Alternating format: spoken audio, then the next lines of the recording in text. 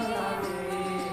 Jadi puasa mah kudu sabar ya, walaupun punya kesel ya, emosi kudu ditahan.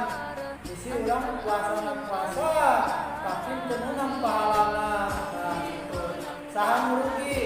Nah, kan rugi orang hari ruginya.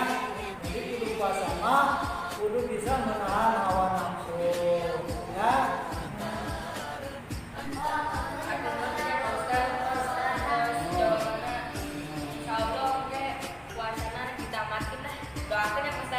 Allah, mudah-mudahan puasanya tamat ya.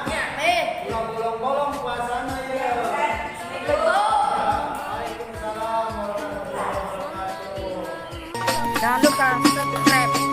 Jangan lupa subscribe. Jangan lupa subscribe. Subscribe. Jangan lupa subscribe.